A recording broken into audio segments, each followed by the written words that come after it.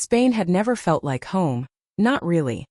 Not with its labyrinthine streets that twisted like forgotten secrets, and its sun that baked the earth into a perpetual siesta haze.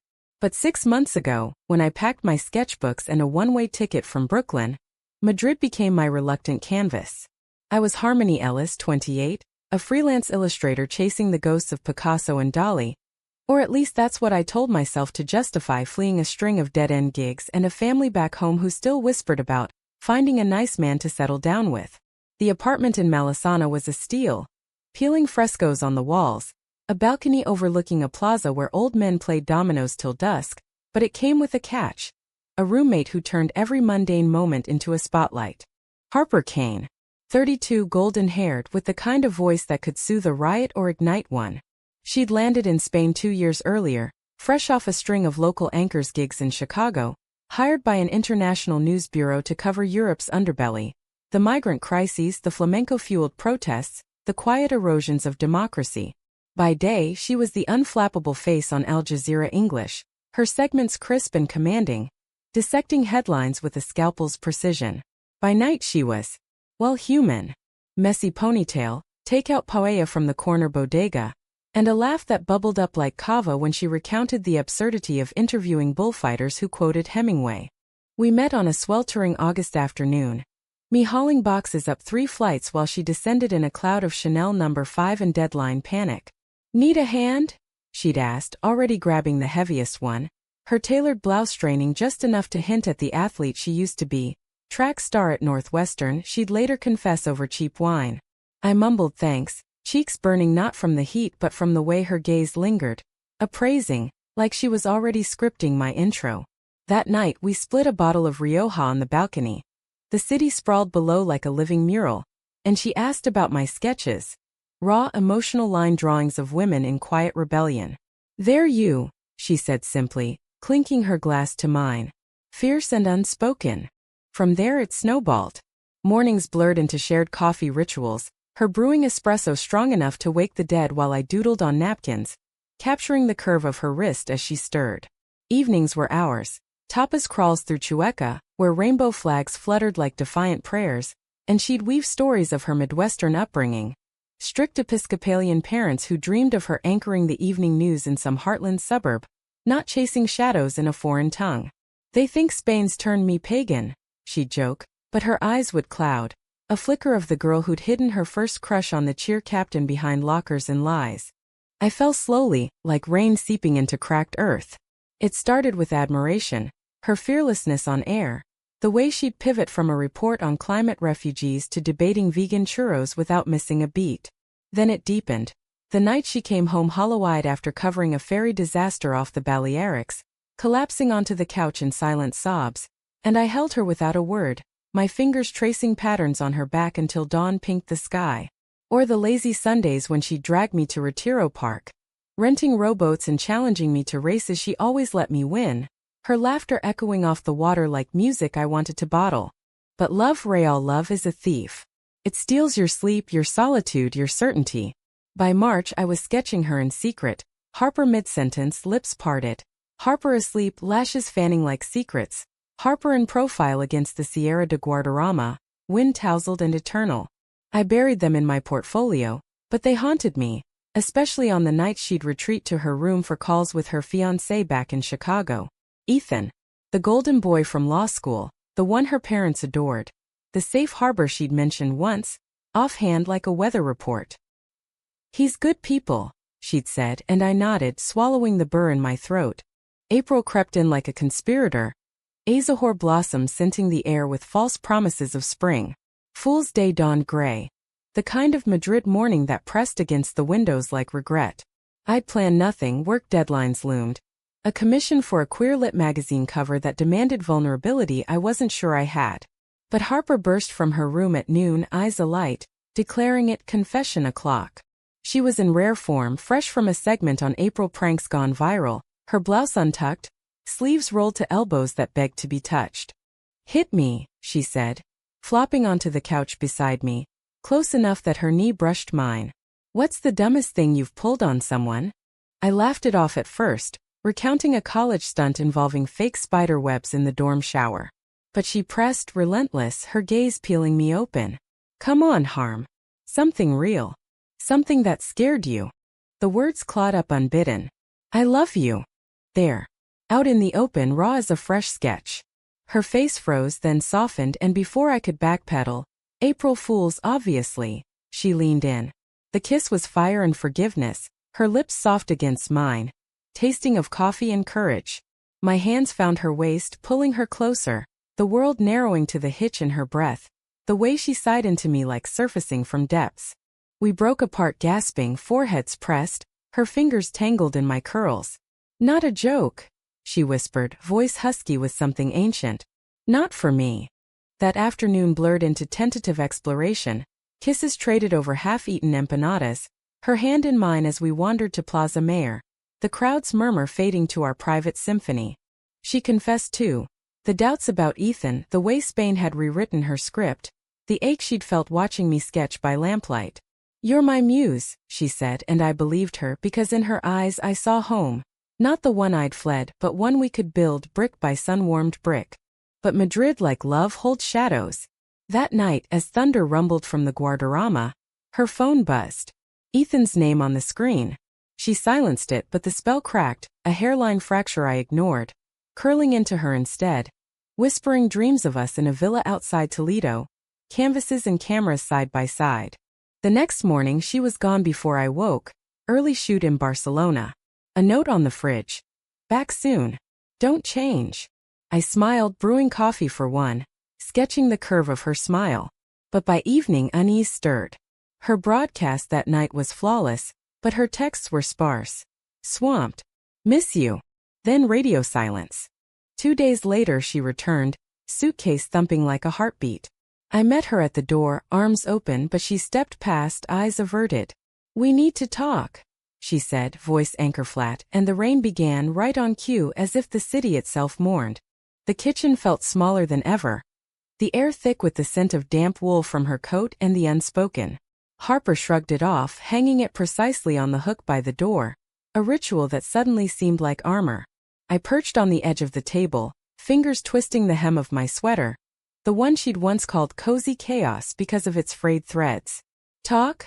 I echoed, forcing levity, but my voice cracked like thin ice. She turned, leaning against the sink, arms crossed as if to hold herself together. Rain streaked the window behind her, blurring the neon glow of the tapas bar across the street. Barcelona. It wasn't just a shoot. Her words landed soft, but they bruised. Ethan flew in. Surprise visit. We had dinner. Dinner. The word hung, innocuous as a weather report, but loaded with subtext. I nodded, throat tight, picturing them in some seaside paella house. Candlelight on white linens, his hand over hers, the easy rhythm of a history I couldn't touch. And she exhaled, running a hand through her hair, leaving it mussed in a way that made my chest ache. He proposed. Again. Ring this time, emerald cut, family heirloom. She pulled a velvet box from her pocket, snapping it open like a punctuation mark. The diamond caught the light, winking cruelly. I said yes. The room spun, slow and nauseating. Yes. To him. To the life scripted in boardrooms and bridal magazines. Not in stolen kisses in sun-dappled parks. Because. I managed voice a whisper, hating how small I sounded. Her eyes met mine, blue as a breaking wave.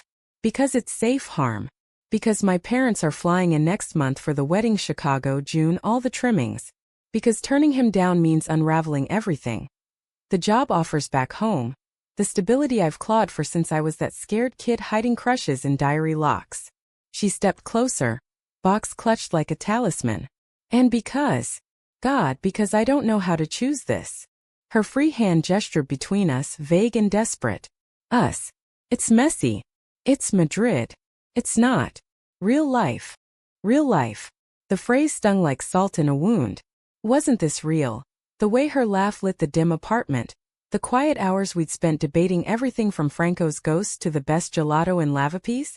That kiss, I said, standing, closing the distance until her breath ghosted my skin. Was that not real? She flinched but didn't pull away. It was everything. Too much.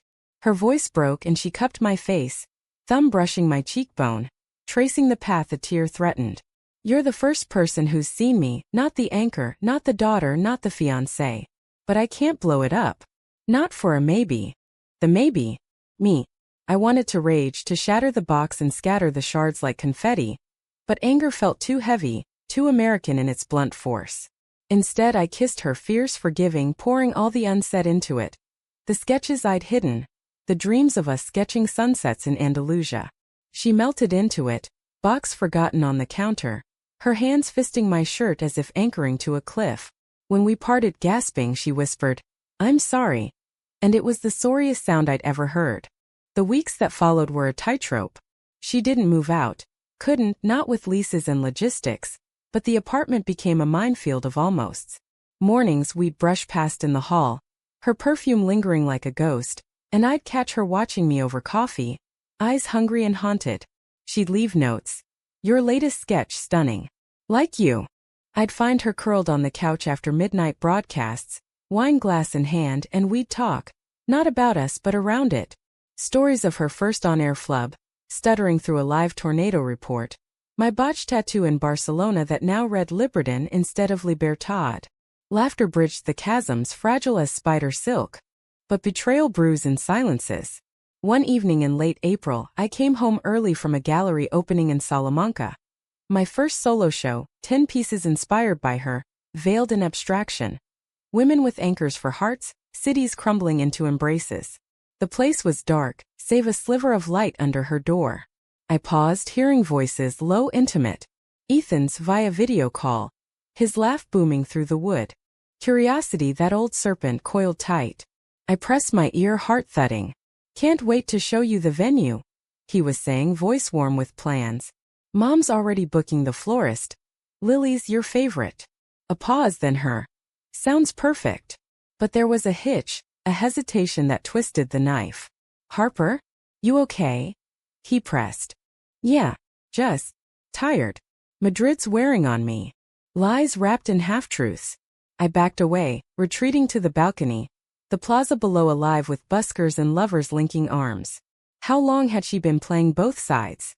The kiss, the confessions, were they just Spain's fever dream? Evaporating under American scrutiny? The next day I confronted her. Not with screams but sketches. I spread them across the kitchen table. Us, raw and unfiltered. "This is real," I said, voice steady as I met her gaze. "If you can't see it, feel it, then go. But don't pretend."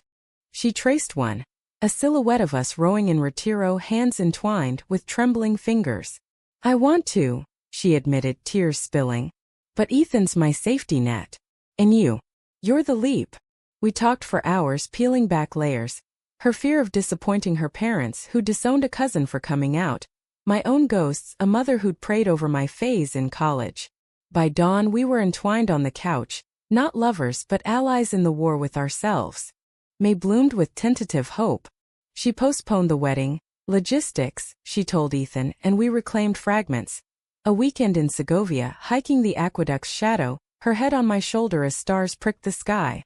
"Tell me a story," she'd murmur, and I'd spin tales of us as medieval scribes, inking forbidden romances. Intimacy grew in whispers, touches, a hand on the small of my back, a forehead kiss goodbye, building like a slow burn score. Yet conflict shadowed us. Her bureau offered a promotion. Lead anchor in London, a stepping stone to New York. "It's everything," she said, eyes alight but laced with dread. "But it means leaving.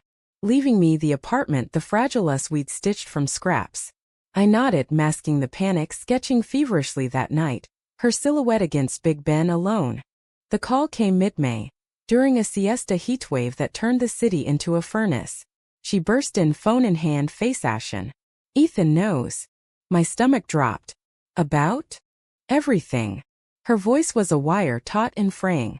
Turns out, a colleague had spotted us in Segovia. Innocent photo on Instagram, but enough for whispers to reach Chicago. Ethan, furious, had demanded truths. He called my parents. "They're cutting me off, funds, support, all of it." Said I'm throwing away my future for a phase. Rage boiled in me, hot and righteous. "A phase? After everything you've built?" I pulled her close, her body shaking against mine. "Screw them. You're more than their script." But doubt crept in her eyes, the old anchors dragging.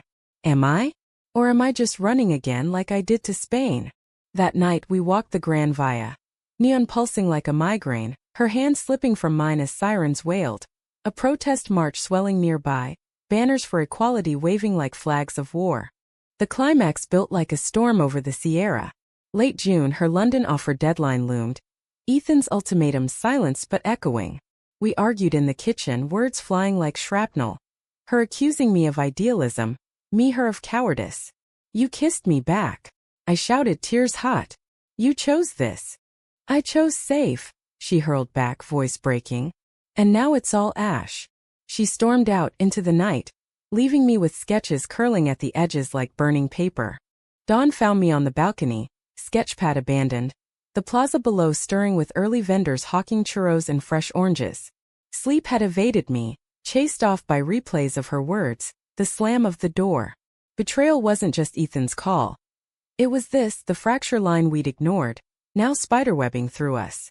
I texted her. Come home. Please. No reply. By noon, panic gnawed. Her bureau said she hadn't shown for a noon briefing. Calls went to voicemail, her voice cool, professional, mocking my dread. I wandered Malisana's veins, pulse racing, checking haunts. The vintage bookstore where we debated Lorca's lesbians, the cafe with the killer core to do. Nothing. Dusk painted the sky bruise purple when my phone buzzed. Not her, but a mutual friend, Sophia. A producer with kind eyes and a Barcelona lilt. Harper's at the Retiro. Rowboats. Go. The park was a twilight dream, paths gilded by lanterns, the lake a mirror for gathering clouds. I spotted her silhouette first, huddled on a bench by the Crystal Palace, knees drawn up, blonde hair limp as wilted wheat. Rain threatened, the air electric. She didn't look up as I approached, but her shoulders tensed, a tell I'd learned like Braille. Sit, she said finally, voice raw. I did, leaving space between us, the benches damp with seeping through my jeans. Ducks quacked lazily, oblivious. I walked, she murmured. All night. Ended up here. Where we raced, I finished softly. And you let me win. A ghost of a smile. Always do. Silence stretched, heavy as the humid air. Then the flood. I called him. Told Ethan everything, the kiss, the weekends, He understood, in a way. Said he suspected. We're done. Her laugh was bitter, hollow. Clean break. But my parents. They emailed. Disowned officially. No wedding, no inheritance, no daughter. The words landed like stones in still water, rippling pain. I reached for her hand, cold and trembling. I'm sorry. Don't. She turned, eyes fierce through tears. It's not pity I need. It's truth. I betrayed you, harm. From the start, keeping him secret, half in, half out. I was scared of this. She gestured to the park, the city, us. Of losing the script. But you wrote a new one, I countered, squeezing her fingers. Every time you chose coffee with me over calls home. Every sketch you praised. That's not betrayal. That's bravery. Thunder grumbled, first fat drops pattering the leaves. She leaned into me, head on my shoulder, and we stayed like that as the sky opened, rain soaking us through, a baptism of sorts. What now? She whispered, voice small against the storm. We talked, drenched and honest, as lightning forked the horizon. Her London offer? Tempting but tetherless. A solo launch into uncertainty. My commissions? Steadying but solitary. Come with me, she said suddenly, pulling back, water streaming down her face like tears. To London. Or New York. We build together. No scripts, no safeties. Hope flickered, fragile as a match in wind. And your parents? She shrugged, defiant. They'll come around. Or they won't. But I'm done hiding. The kiss that followed was salt and storm, urgent under the downpour, her hands framing my face as if memorizing. We laughed through it, soaked rats running for cover, the Crystal Palace's glass steaming around us like a greenhouse of secrets unfurling. July scorched Madrid into submission, but we thrived in the heat. Harper deferred London, negotiating remote segments from Spain. Her bureau, impressed by her grit, agreed. We turned the apartment into a war room. Job boards for me, pitch decks for her, nights mapping futures on napkins stained with sangria. Intimacy deepened, not in grand gestures but quiet ones. Her reading my sketches aloud, voice weaving emotion into line, me massaging knots from her shoulders after marathon edits, fingers learning her like a language. Yet drama lingered, a shadow puppeteer. Her parents' silence stretched, broken only by a curt email from her mother. We pray for your soul. Doors open when you're ready to come home. Harper crumpled it, but I saw the flinch, the old wounds reopening. They mean well, she lied, and I'd hold her, whispering, "You're home." The real storm hit in August during Feria de Malaga. A whirlwind escape we'd planned as reset. Flamenco pulsed through the streets, casetas alive with song and sherry, the air thick with jasmine and grilled sardines. We danced, her in a ruffled dress that hugged her like a lover, me in linen that billowed free. For a night we were anonymous, two women twirling under paper lanterns, her hand at my waist guiding steps I fumbled but followed. Then betrayal's second act. A face from her past. Claire, ex from Northwestern track teammate turned corporate climber, now in Madrid for business. She spotted us at a tableau, eyes narrowing over her fan. Harper Kane? Little Miss Golden Girl, slumming with the artsy types. Her laugh was barbed, laced with old jealousy, the girl who'd never measured up to Harper's shine. Harper stiffened but played cool. Introductions, small talk over tapas. But Claire lingered, whispers turning pointed. Later, as fireworks bloomed over the Alcazaba, she cornered Harper alone. I'd stepped away for drinks. Heard about the wedding fallout, Claire hissed, voice carrying on the breeze. Parents disowning you over this. A glance at me, dismissive. Careers next. Sponsors hate scandals. Remember that intern who got outed? Blacklisted overnight. I returned to Harper pale, fireworks reflecting in eyes gone distant. Old noise, she dismissed, but sleep evaded her that night in our rented casita, her tossing beside me like a ship in swells. Morning brought the call. Her producer tone-clipped. Social media's buzzing. Anonymous tip, your engagement drama. Sponsors pulling ads. We need to address it. Panic rippled. Claire's doing, no doubt. A vengeful ghost wielding hashtags like knives. Harper's segments dried up. Offers evaporated. It's temporary, she insisted, pacing our balcony back in Madrid. But doubt etched her face, the anchor's mask slipping. Conflict crested mid-September. During a rare family Zoom, her parents, faces stern in pixelated Midwestern light. I'd hovered off-screen, but she waved me in, defiant. This is Harmony, she announced. My partner. Silence, then her father's boom. Partner? Like business. Her mother's tears followed, prayers and pleas mingling with static. Come home, Harper. Fix this mistake. She logged off, shaking, collapsing into my arms. Mistake? She echoed, voice muffled against my neck. Is that what we are? No, I fierce whispered, tilting her chin. We're the rewrite. But the words felt thin against the onslaught. Rejections piling like storm debris, her confidence eroding like coastline. The climax shattered on a crisp October eve, leaves turning gold in Retiro. We'd gone for solace, rowboat like old times, but tension simmered. I can't do this, she burst as we drifted, oars idle. The hits keep coming. Claire's poison spreading, parents' door slamming. Maybe they're right. Maybe us is the scandal. Betrayal fresh and raw. Not from others but her retreating into fear's maw. So that's it. I countered, voice steel. One storm and you bail? After the sketches, the dances, the everything. She rowed us to shore, movements jerky, rain again, spitting warnings. On the path, under that same bench's shadow, she stopped. I love you, Harm. But love isn't enough when the world's a meat grinder. Tears streamed, mirroring mine. Go to London without me. Or stay. But I need space. To fight alone. Heart fracturing, I nodded, words failing. She walked away, silhouette dissolving into twilight, leaving me with the lake's lap and a void echoing her absence. November cloaked Madrid in chill, the Sierra dusted white, mirroring the frost in our apartment. Harper moved out 2 days later, sublet in Chimberry, closer to the bureau, she said, but we both knew it was distance, a buffer against the pull. The place echoed without her. Coffee for one tasted bitter, the balcony lonely without her stories. I threw myself into work, commissions for a queer anthology, illustrations of fractured hearts mending in mosaic. But nights were wars, Sketches of her unfinished, wine bottles half empty, tears salting pillows. She reached out sporadically, texts like Lifeline, saw your show promo. Proud. Or rainy here. Thinking of rowboats. I'd reply measured, guarding the shards. Sophia mediated, updates on Harper's Scramble. Freelance gigs, a podcast pitch on Expat Lives. She's fighting, Sophia said over vermouth. For you two. Give her time. Time that cruel editor carved changes. December brought solstice lights to Puerto del Sol. Carols mingling with castanet clacks. I wandered markets alone, buying ornaments shaped like guitars, imagining her laugh at their whimsy. A package arrived mid-month. Wrapped in butcher paper, her handwriting looping elegant. Inside a camera vintage Leica lens gleaming. Note. Capture what words can't. Ush.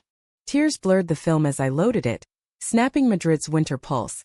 Vendors hawking Turin, lovers under mistletoe in Plaza Mayor.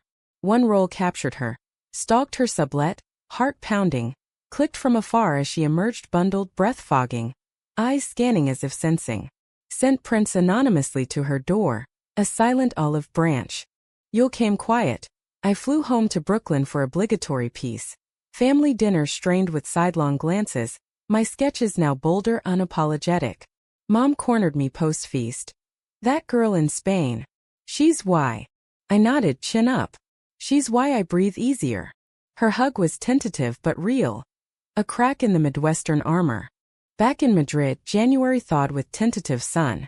Harper's podcast launched, Echoes Abroad. Voices of the displaced, hers anchoring with renewed fire. Listeners raved. Sponsors trickled. A message.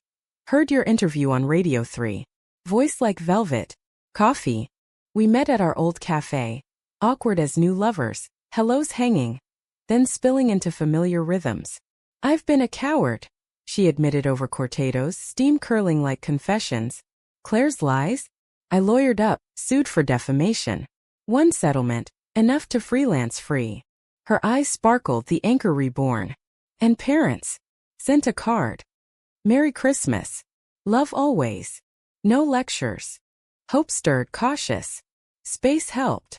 She nodded, reaching across the table. Showed me what I miss. You.